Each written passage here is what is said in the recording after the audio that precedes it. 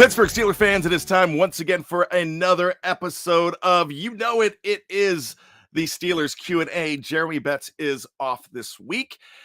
Well, we're getting ready for the new year, so you have me, Bryan Anthony Davis, for the second week in a row here from Steel Curtain Network, and I am so excited to have a guest that I have been following online, a Steelers content creator that I think is absolutely fantastic. We are going to give her a warm Steel Curtain Network welcome. It's Dee Loves Sports. Dee, how are you? I'm good. How are you, man? How are you? Thank you so much for the warm welcome. I feel warmed and welcomed.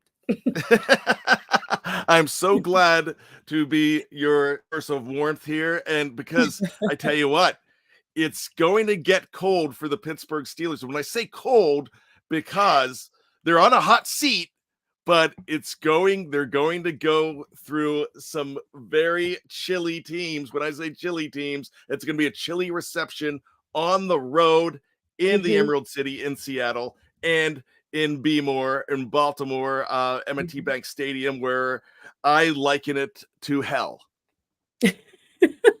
I love the bank. I mean, the last couple of times I've been to the bank, we've gotten W's. So I love depositing L's in M&T Bank. And Seattle, you know what? We don't have the best of luck out there, but it's going to be interesting. So I have one of our new content creators here at Fans for Sports Network, Nay, who has 12 Shades of Nay, which will be debuting very soon on Fans for Sports Network. I can't wait to talk to her about the Seahawks, and she proudly wears that 12. This is a tough place for the Steelers to play. They've only won in Seattle once, and unfortunately, I'm old enough to have watched that with my dad. I think I was 11 years old. 1983. Long time. It's been a long time. Tomlin hasn't had success there. It's, we beat Seattle last year at home, so we know, and then that game went into overtime, if I'm correct. So, it's been, was it last year? It was last year, right? It was 2 years ago. 2 years ago? Okay, I was at that game, and it just felt like it was never ending because Gino was out there, so it had to be last year. It was 2 years ago, and the significance of that game was Russ was still on the team. And what happened with that? Yeah, Russ was still on the team, but he was hurt. Oh, he was hurt. You're right. Russ was hurt. He did not play. You're absolutely right. Okay, so it was 2 years ago. I remember.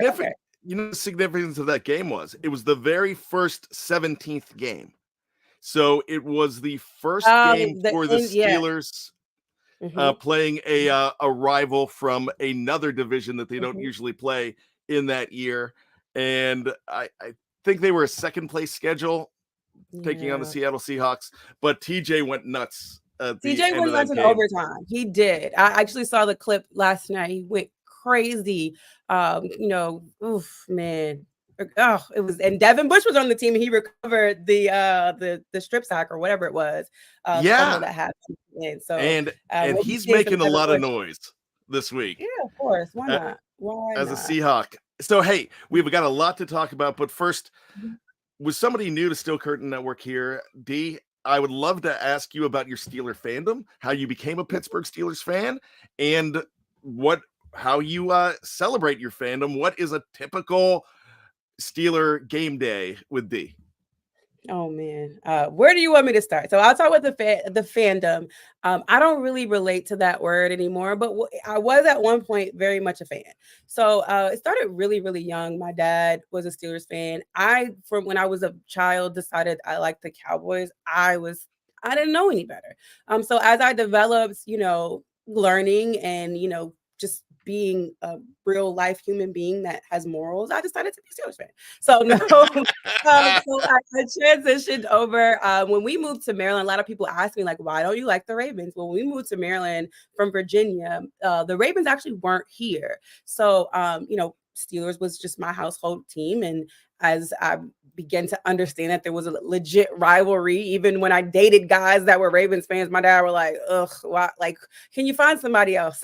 So, there was always that tussle. I just really couldn't be a Ravens fan in my house. So Steelers is what it was. And it's been that for a long time. And I've always been extremely passionate. So I used to be the crazy fan that goes in there and yells and acts crazy and talks trash, but I have matured and I have become what I call myself a loyalist now. So I'm a loyalist because I'm going to ride with these guys, whether it's good or bad. I'm not going to talk a whole lot of trash about the individual players. I leave that for the fans. So I've kind of transitioned from a fan to a loyalist, and the media bug bit me, and I've begun to create content.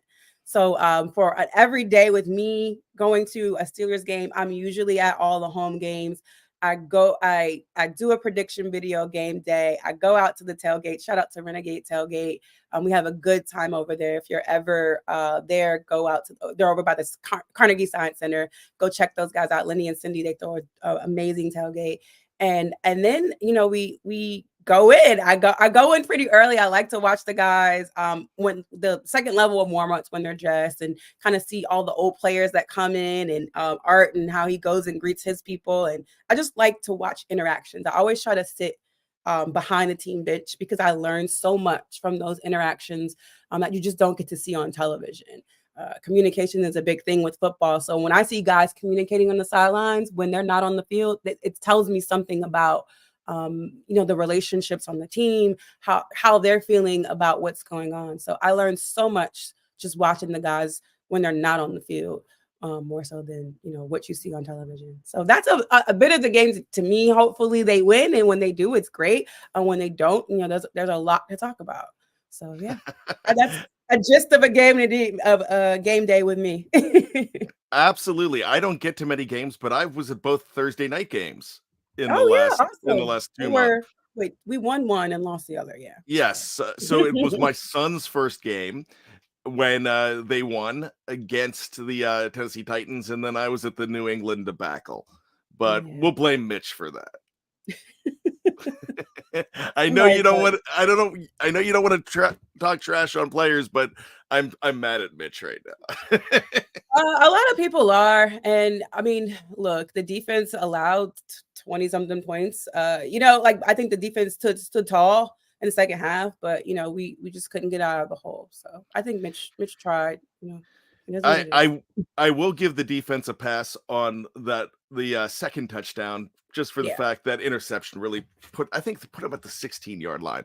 But yeah, I yeah. digress. It was tough.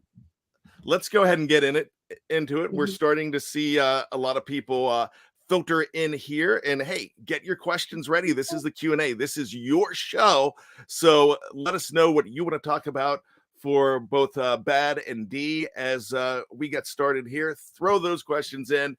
Now, I'm going to start with the questions. D, I'm going to go ahead and put you on the hot seat here. And Oh, so the big question is, it is at quarterback. We just talked about Mitch. We know Mitch is not uh-huh. playing this week. Mhm.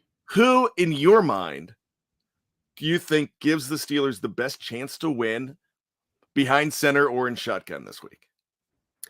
Um, that's a tough question because I think that from what we saw from Mason, I think he did a great job. He did a great job. And I don't think that Kenny can't do that. And that's really hard for me to say. I think that if Kenny's not 100% healthy, he says he is. He says he could go. Then you go with Mason. I think Mason is capable, and if for some reason Mason says he's not capable, I don't know if Kenny is dressing. I don't know if he's inactive yet, but we know that Mason's QB number one, right? So depending on what that looks like, if Kenny is active and dressed, then if something doesn't go left or right, then maybe you put in Kenny. But I think Mason has earned a right to go out there and push this team for see if he can continue to push this team forward. All right. So there are a lot of questions about the quarterback. One of the founders here, one of my partners, Dave Schofield, Yeah, asked who's Dave. the QB2 this week. Do they dress That's Kenny? So do that you is my think that's my question. Yeah, I don't we don't know yet, right? But if they do dress Kenny for QB number two, that's going to get interesting. And thank goodness this game is not at home, because if Mason somehow went out there and didn't do well, that crowd would be crying for Kenny. That's what they do. Eric Askew asks, do you guys think the Mason hype is too much after only one game? I think a lot of things that Steeler fans do is too much. So like maybe, but also it was a great game. Like it was the first full game where both sides of this team on every level of this team played well. That was great. So if the hype is big because it was a complete game, I'll take that. We haven't had that. We haven't even scored 30, points uh in what 2 years now, over 30 points in like two seasons or so. So like if that means it's too much hype, I'll take it because it's something that we hadn't seen. If we go to the game two and we just dud it, then we'll be back to reality. But I think the hype is warranted, just given it's something that we hadn't seen in a long time. Let's go to our great friend Afton Forward. Afton asks, "Was the path to victory tomorrow? What do these guys need to do? Is it more running the ball? Is it Mason slinging it, or is just what's the defense have to do? How do they win this game?" Yeah. So here's the thing with I'll start with the defense first. Here's the thing: if the pass rush is key to the Pittsburgh Steelers, right? And when that's not working, we often see what happens. The secondary suffers. Don't get me wrong. I love JPJ. And I love what he's doing, and we love that. And Patrick Peterson's being able to float around and play more of a safety role. But we know if TJ and Alex can't get there, it gives the quarterback a confidence to go deep. And that's where we struggle. We're struggling with the health of our linebackers. Shout out to Miles Jack, who came in and played phenomenal for us. Our safeties are limited because Patrick's not out there. So the pass rush has to get there. We already know they need to stop the run. They've been decent at that as of late, so I can't even complain there. But the pass rush is a significant component, Mike Tomlin word right there, of getting the ball back in the offensive hands, getting those 3 and outs. The pass rush has to be on it. And I know we have the guys, we have the talent. Even if you put a Nick Herbig in there, he puts pressure on the guys as well, on the quarterbacks as well. So if the pass rush is doing its thing, we should be good to go. We really should. So this is not. I didn't speak on the offense. If you want me to touch on the offense, Yeah, go ahead. Offensively. Oh, and also we played a lot of we didn't play a lot of man. We did a lot of zone last week with Cincinnati. So I'll see how they switch it up on defense. But back on the offensive side, I want to see a little bit more of the tight ends being used. I think we got Darnell Washington 1 catch, Pat Farming nothing. I don't think Connor had a catch as well. So I'd like to see a little bit more of the tight ends involved. The run game is solid. I think we continue with that. Even some short passes. One of my favorite passes was the 3rd and 5 pass to Jalen Warren, just to help bail out Mason. So some more of the end in the middle of the field things I would like to see from the offense. Fantastic. So this is not a question, but you're getting some love from Ireland. Ireland, yeah, we'll be. I don't know when, but the Steelers will be coming to Ireland to play. So, that's going to happen. It's happening. It's in the works. Let's see. Dave Schofield, I mentioned him earlier. He usually follows that kind of stuff. He's projecting either 24 or 25 for that. I think it's in the next 2 years. Let's go ahead. Sure. For sure. Like, no, there's no doubt. I can't say, but there's no doubt it's coming in the next 2 years. So the next guy I'm going to bring up, this is a special guy to me because it's Claude Bishop. I was at Alito's Pizza 2 years ago, and Claude came up to me and said, "Hey, I know you from I know you from your show."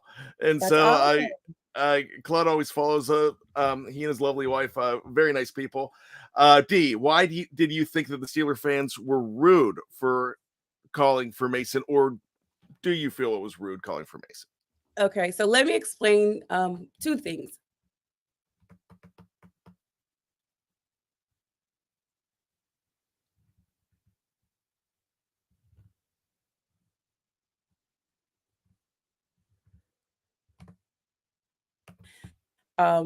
The situation with Mason was it happened while Alex Highsmith was down we were in an injury timeout.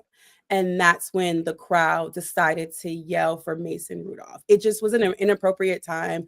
One of your guys is injured on the field. You need to make sure he's okay, make sure they can hear whatever they need, and you just be respectful. So at that particular clip that a lot of people were paying attention to, that happened while Alex Highsmith was pretty much getting lifted up off the field. But I'll never be a supporter of like the Matt Canada firing chance. Like, when Mitch was out there calling for Kenny, like I just feel like it causes division because the media takes that and goes in the locker room and asks the guys, did you hear it? Like, what do you think about it? And that's why I don't like it, because it doesn't just stay there. It leads on to other things. Very good. Big E Bronco, who is a Broncos fan, by the way, but a very respectful member of our audience here. We see Big E all the time. And Big E says, what do you guys think about what's going on with Russell Wilson?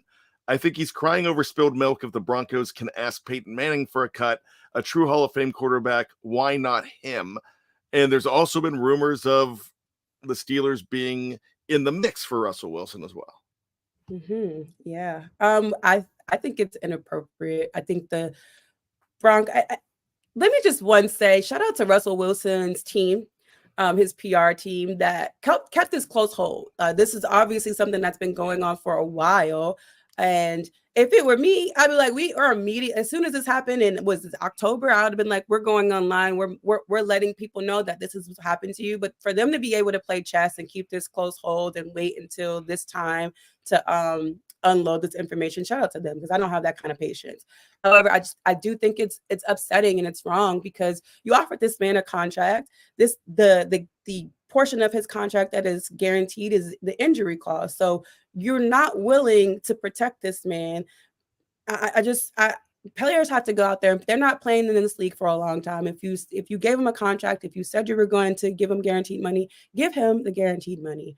I don't think it's fair. Very good. And what are your thoughts on the possibility of seeing him in black and gold? And that could be next season.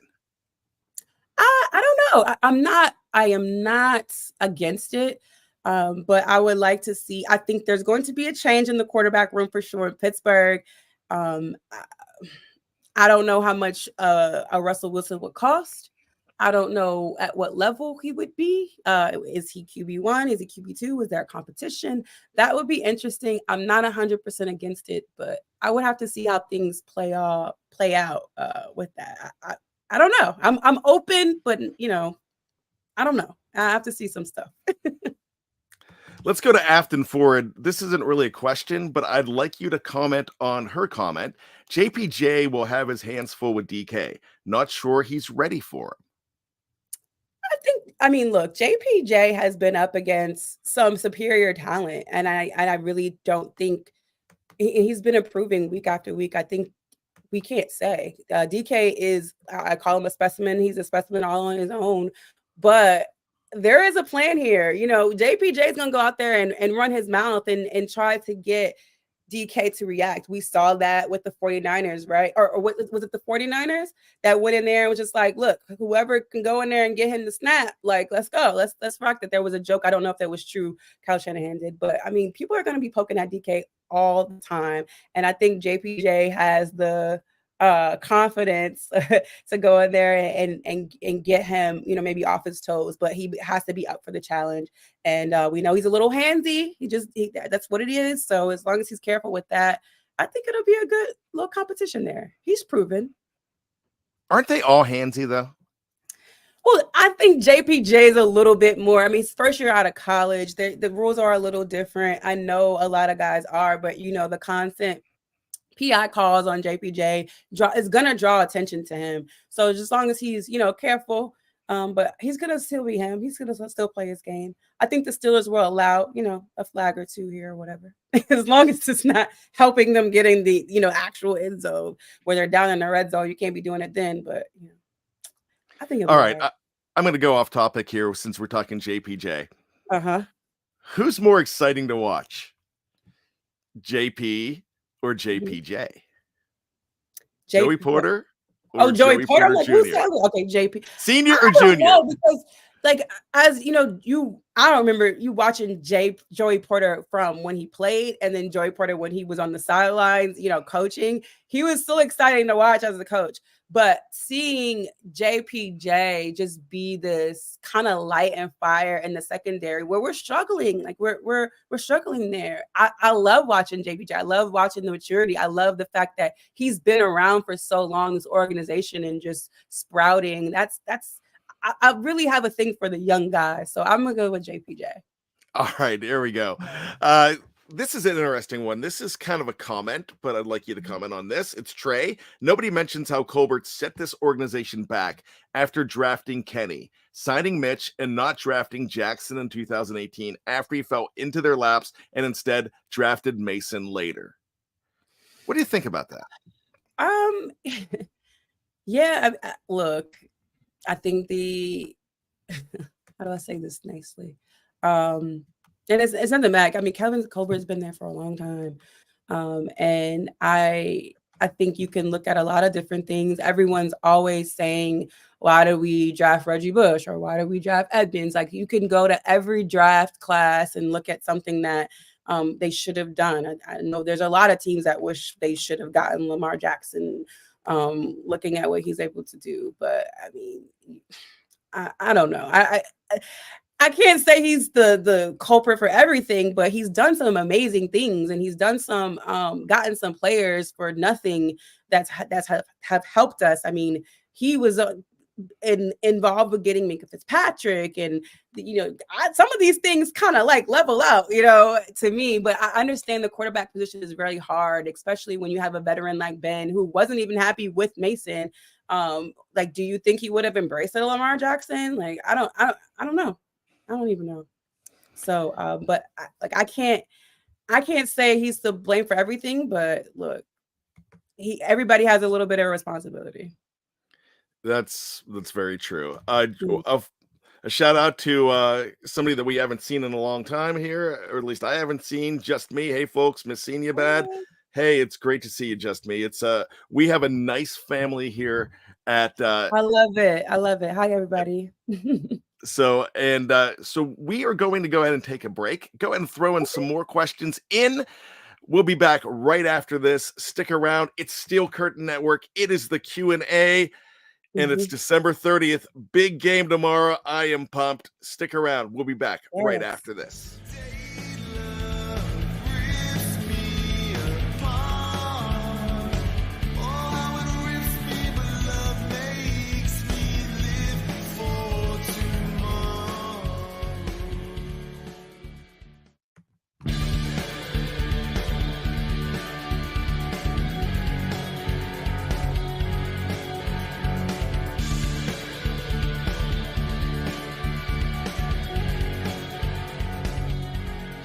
All right, we are back. It's Steel Curtain Network. It is the Q&A. My name is Bryan Anthony Davis. D-Love Sports is with us, a very talented content creator that you can see on, is it hashtag D-Loves Coffee?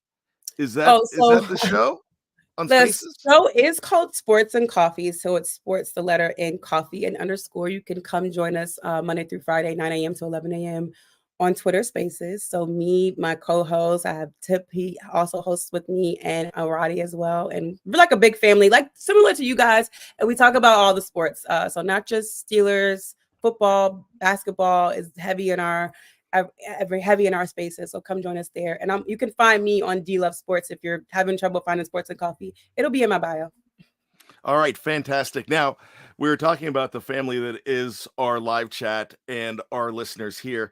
Did you like the music that you just heard? Because I saw you bobbing your head a little bit. Yeah, look, I like a little bit of everything. I don't have just one particular type of music I like. So yeah, I'm cool. That is Jerry Cherry Band. That is the Jerry Cherry Band. Jerry Cherry has given us all of those. He has been one of our live chat standards for years. So shout Good out. stuff, Jerry. we do it. He's not on the show right now, but we I guess we get all involved with everybody gets involved with this. I love it. That's a good family. So Joseph Brown says today, I guess it's my new favorite show. So there you go. Awesome. let's see what else we have here. As I'm looking through, I should have been doing this a little bit better. So while I'm looking for, here we go, Thomas Riley. Can you see Mason earning the starting quarterback job for next season? For what team? That's a good question. He's saying the Steelers. I don't see that right now. I'll just say that I don't see that right now. One game is not enough for me to say that they move on from Kenny Pickett. I'm sorry, not yet. I will agree with you on that. I don't think it as well. I think right now the Mason Rudolph has won a job with this team, Mhm. and I think this team could feel very comfortable with him as a primary backup for Mhm. next season.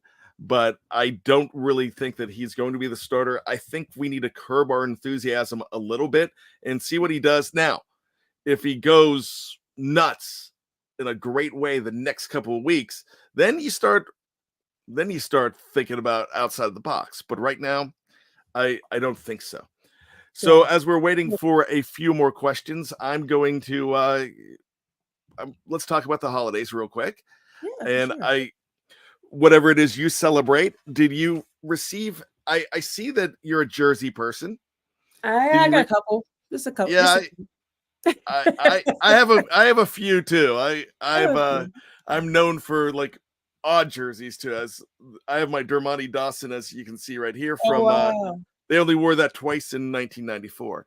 So so did you receive any holiday gifts? I did. Pittsburgh Steeler My friend oriented. Carol, she gave me a Steelers hat. And I got some. I actually haven't opened all my gifts from Christmas. They're still just sitting on my tree. I casually open one, like makes me feel like I'm getting gifts like throughout just not the whole one day, but throughout the whole December. My birthday is in the beginning of January, and typically people just say, "Oh, you got everything for Christmas. Forget about your birthday." So this year, I decided, you know what? I'm gonna make it feel like I'm getting gifts throughout my birthday too. So I Very did. I got a Steelers hat. I got a portable speaker, a lovely portable speaker, and I'll be getting some more stuff delivered. So I'm excited. I got some stuff. What about you? What you get? I tell you No, what, this is your show. I'm asking you questions. I always get no, that's okay. We're a Steelers family here. I got one of the most unique gifts I've ever received that Uh-huh. that were from the Steelers. And it's you see it right here. It is Oh, stadium. No, that's okay. Yeah, I see it's an the little Acrisure Stadium bread, I guess a bread plate. a little tray or something. Yeah, Yeah, it's bread so tray. cute. That So is it's adorable. I thought that was neat. I received some very good friends of ours that they they're actually Browns fans and they're Ohio State fans, but they Mm. gave my son an Ohio State hat. I'm not sure how I feel about that, but I'm letting him wear it. They lost yesterday, right? Yeah, they Yeah. only scored 3 points against Missouri, but Marvin Harrison didn't play. I'm not sure. Well, their quarterback transferred, so that's a program A trying to lot of figure that going everything out. on.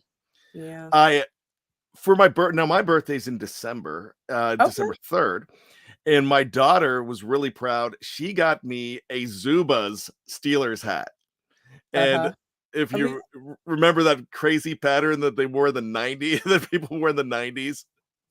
Uh, my dad has that leather, the leather helmet with the holes on it, like the covers your ears. that's awesome. I love the I love that hat. So Back in the day before they had real helmets. what's the craziest Steelers gift you ever received? I don't know. I don't know if it's been crazy. I don't think I've had a crazy one. I Yeah, I don't once think got a crocheted Steelers fly swatter as a gift. that's a little odd. I don't know. It's a little I odd. still have it somewhere. Yeah. Crocheted fly sweater. Yeah, How do you even use that? I I never did. It was just I think it was for a decoration. I'm not sure what it is. My mom and sister, they'll buy you whatever, as They long as see it says Steelers on it, Steelers like, "I on it. gotta get it." There are people Yeah, like that. Yeah. I just hope they don't make a Steelers enema kit or anything like that because they'll probably wrap it up for me. I'm sure. Um, so That's funny. That probably went over people's heads too. So that's good.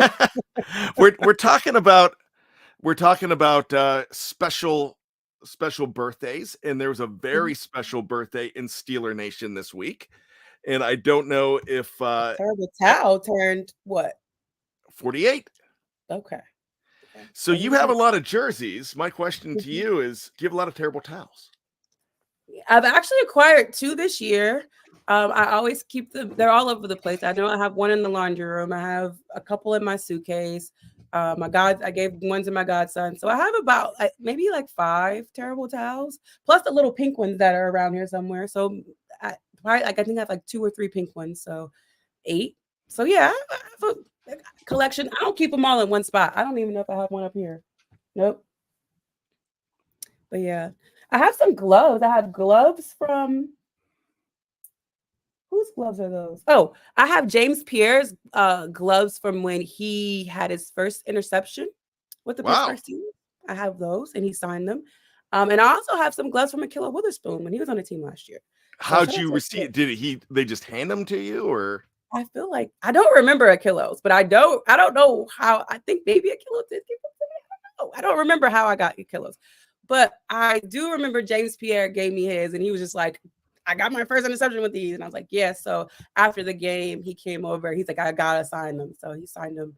So I have them. Let me see. did you know him, or was that just No, he it just just came up to you? happened. I don't know if you could see it. James Yeah, Pierre. Yeah. yeah, we can see that. Well, that's a That's cool wow. gift. Mhm. Those are interesting. What material are they? Are they like a These are like vinyl? a Oh, they're Nike. rubbery. Yeah, they're Nike. They're like a rubbery. I kept them because I was like, I don't want the signs to run off, but these are pretty cool. Pretty Wow, cool. that's First pretty interception. awesome. And then these are the ones. Sorry. These are the Akilla gloves. He had his fingers taped up, I guess. Oh So I wow, think that's awesome. these are awesome. These are pretty cool, right? Yeah, those are really cool. Yeah. Now I need a pair. Nobody, players don't give me stuff. The I don't only remember. I don't remember the Akilla one. I don't know how I got them. I really don't. I guess it just gave them to me, but I remember. But James, I think it was so special because it was his first interception. I think it was a Denver Broncos game. In the end, he made that play at the very end of the game and got that interception to kind of seal wow, it for us. Yeah. that's awesome. The only thing I've Mhm. ever received at an event was at 30 years ago at a Duran Duran concert.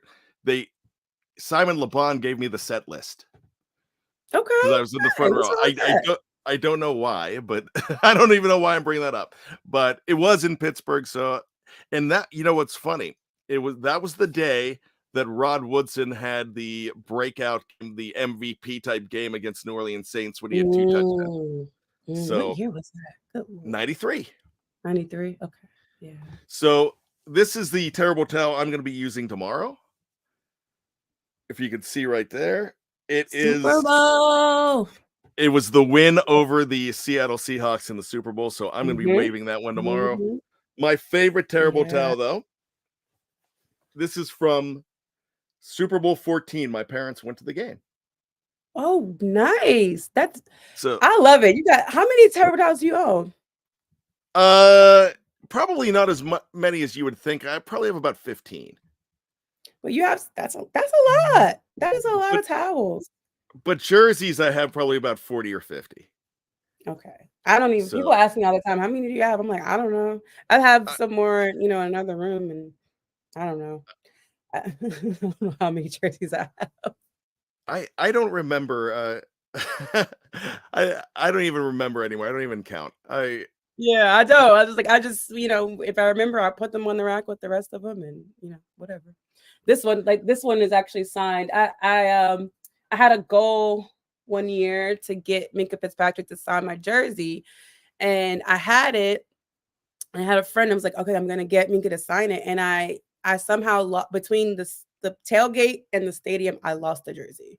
So I got there. My friend's like, "You have your jersey? I'm gonna have Minka come over and sign it." And I'm like, I don't have it. So, but I was still able to a couple weeks later get him. I had to buy a new jersey, had to get and got him to sign it. So this is my pride and joy right here. I worked really hard for that autograph. That is incredible. That's awesome. I'm going to bring up Dave Schofield again. Hi, Dave. Just talking about the quarterback conundrum here. Y'all remember in 1999 when the Bills rested Doug Flutie, the last week and started Rob Johnson, then started him in the playoffs instead and lost. Yeah, that's true. Now, one of the reasons I think that was the Music City Miracle that they lost Mm, in that game. But yeah, sometimes you don't really want to go against. You want to bring your quarterback back in when he's healthy, but you never know what's going to happen. you never Um, do. It's true. Mark Tobin mentions can he lose his confidence? And he is not the guy. And there's been so much talk about Kenny Pickett the guy this year, can he not be the guy. Question to you is Kenny Pickett the guy? I think Kenny Pickett is the guy until, they say a couple things until he plays like he's not the guy, and then two, till it's time to get paid. So I think that's where you kind of really have to define when it's time to pay the guy or extend the guy or whatever it is, when money comes involved, and then you'll be able to lay all those things out. But I think he's going to be the guy for the Pittsburgh Steelers going into the next season, unless something crazy happens. So I don't know what drafting position they'll absolutely have, but something crazy happens or they trades. I'm not putting anything past Omar and Andy, but right now he appears to be the guy, and well, I'll roll with that. But I'm not putting anything past Omar and Andy going into this draft, going into free agency. So we'll see. You saw what they did with the O line. They got good guys in and out. So I don't know. Are you worried about the future of the Steelers retaining Andy as an Andy Weidel? Yeah, of course. I think so. I think him and Omar have worked well together. And there are going to be GM opportunities out there. You're always going to have that opportunity when guys do well, and people get upset at that. Like, oh, how come they couldn't? Like, you want someone to go and do better. And even I want to bring up Brian Flores, for example. People got upset because the Steelers let him go. I'm like, the Steelers did the man a favor, right? They created a role for him to bring him in for his expertise. Nobody was going to touch Brian Flores. He's mostly with the NFL. Like, he was, kind of like damaged goods. So they brought him in, and he got a job somewhere. They weren't gonna put him at a defensive coordinator. They probably weren't going to increase his salary next year or anything like that. So they put him in a good position to move on. And sometimes people just get the opportunity to move on, and you got to just let them do that.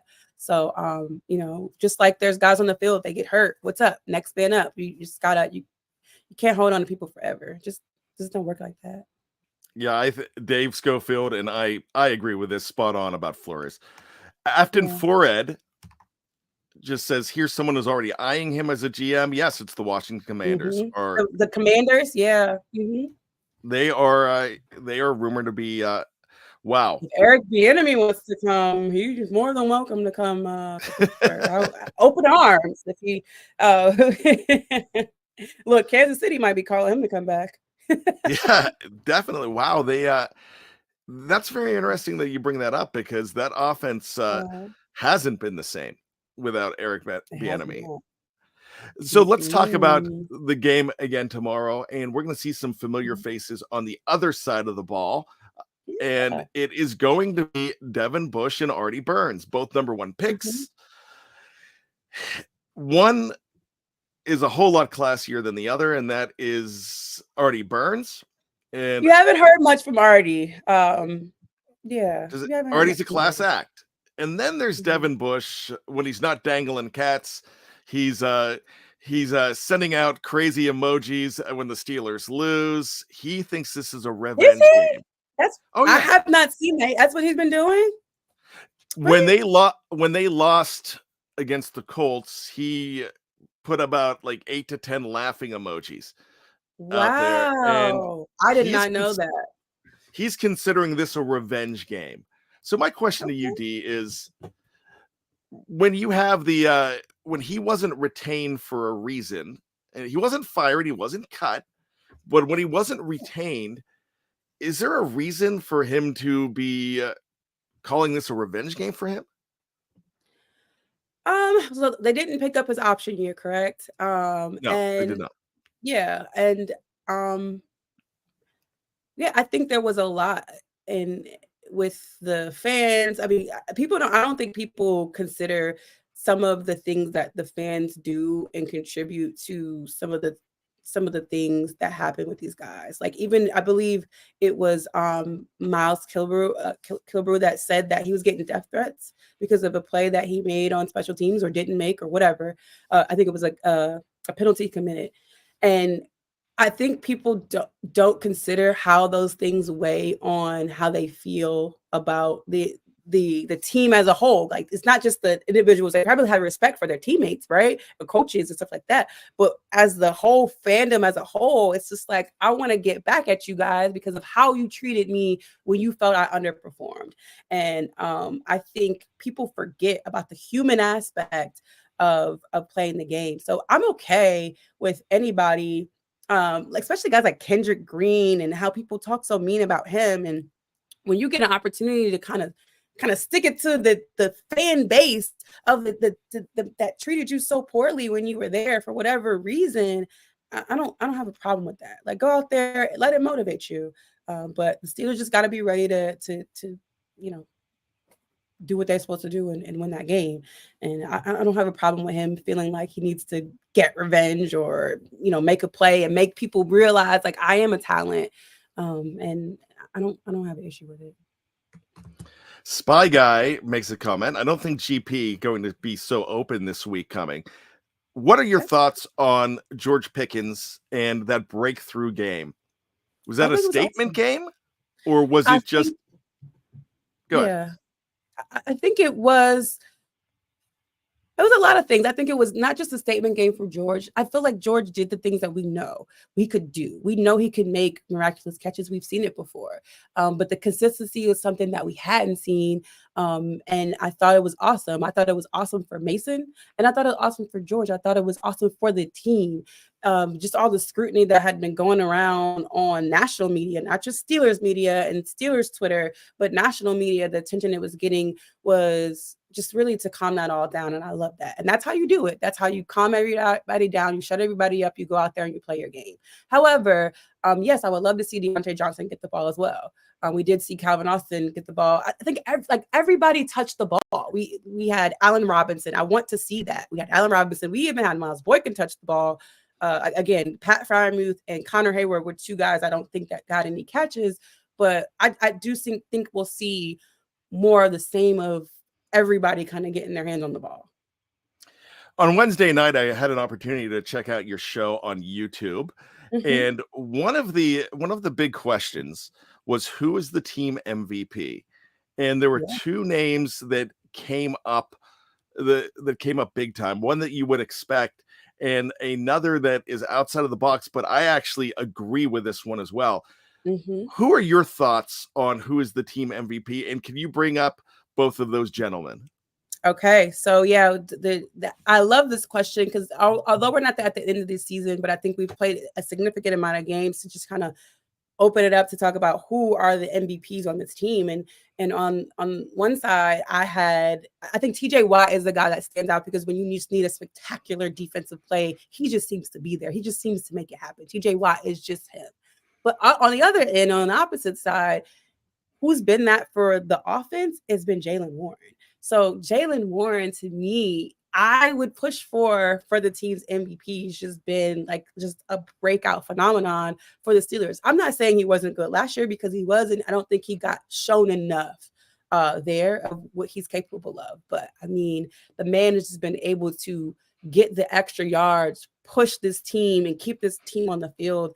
And blocking for the quarterback, he's in there every third down. He's either going to block or just rescue you from being able to dump it to him real quick and get that first down. So I just think Jalen has done some really special things for this team. So I struggle with it because TJ also makes phenomenal plays and can get those turnovers and strip sacks and back a team up. But Jalen has been phenomenal too. So it's a tough one. I think people like TJ a little bit more, but hey, it's hard for me to choose. Okay, 2007 was the last time that the Steelers offered a running back a second contract, and it was Veron Haynes. Mm-hmm. True or false? Jalen Warren will be the first Pittsburgh Steelers running back to be offered a second contract when it's his time. So we're gonna skip over Najee. Uh, Yeah, that let's see. Okay. It's gonna depend on the price because let me tell you something. With Jalen Warren, there's gonna be a lot of teams throwing a lot of money at Jalen. So that is going to be the tough part with Jalen. If they are able to compete with money.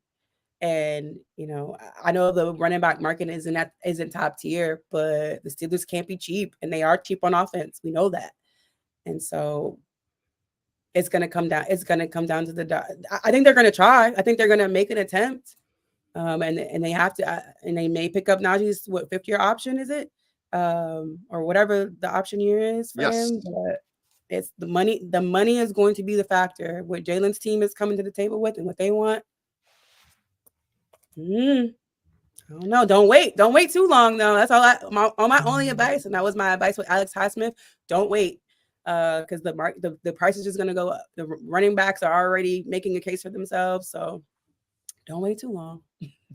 Dave Schofield stealing my thunder because this is next on my list. This is what I was planning for you, and it is who wins the Joe Green Performance Award as the best rookie. This is the first time in a long time that I could actually say that there's three guys that I would probably go ahead and give consideration to. And there's been years that, my goodness, back in 2008, Patrick Bailey, an undrafted free agent rookie, an undrafted rookie, went ahead and won that award. You could even talk about if this was any other year, you could actually give Nick Herbig the award, and you're not going to this year. You're not going to give it. It would be like to a 3.5. But there's like, are your three my three? Like, are your three Benton and JPJ and Broderick? Are those your three? Those are my three. Yeah, I don't know. I don't know. If D gets a vote, who's D voting for? Now I'm putting you on the spot. So, okay, I'm basing this off one play and only one play. And it's in the Ravens game. The interception by JPJ pretty much like solidified a lot. Like, it saved the Steelers from losing that game. So if it's just off the one play alone, nothing else, a divisional win against the Baltimore Ravens, where you guys were struggling all game for the most part, he comes up big. So that play alone, I would give my vote to JPJ. This is nothing against Benton. This is nothing against Broderick. Just off that one play, that was just spectacular in the end zone. I am going to go ahead and agree with you there. Now I'm going to up the ante. I'm going to make it tough on you, D. Okay. Now, let's go ahead and flash forward to 2033. When we look back at this draft, which of those three is the most important draft pick from this class? That's almost an impossible question. Yeah, it is. I mean, you look at Javon Hargrave, I say his name, Hargrave, and what he was for the Eagles and for the 49ers now. Like, and we had him, like we let him walk. And you could say he was a great pickup in his draft class. And he's gone on to make a lot of money in other places. Went to a Super Bowl last year, right? So it's so hard. I just say that because at his position, like you never know. Like you got three different positions here. You just don't know. It's so hard to tell. So are you agreeing with? So are you hinting towards what Dave Schofield says? He's going with Keanu Benton. Yeah, I mean, it's really gonna be on your longevity and availability. Benton has played very well, and I think you can see his potential. And but you can like Project Two. Like I that's so hard. I don't know. Hey, and it could be, Longevity, maybe I'll do Benton and Broderick. I'm not like I don't know. I don't know. That's tough. and it's That's, funny. The fourth guy, Nick Herbig, is a oh guy that man, you could actually put in that equation too. He's that good. he is So, awesome. what a And he great can first play round. either side. You can put him in either side. He's awesome. He's I even watching him on the sidelines when he's not on the field. He's trying to get the crowd engaged when the defense is out there. I love him. I love his energy. Benton and Herbig are great with the kids after the game in the parking lot. Oh, that's awesome. Benton Rookies Benton took a are like picture with my rookies nephew. typically are, and that I have, like I told you, I have a special place in my heart for the young guys. Mark Robinson was like one of my Jalen and Mark Robinson. I love them both. Like I still call Jalen when I see him little brother because like I just felt like they're like I feel like they're my babies. I'm the weird one. I'm like you're my little baby. I just have it, but the rookies typically are. If you ever go to a game and you go, was it to the Steelers parking lot? The rookies are the new guys on the team.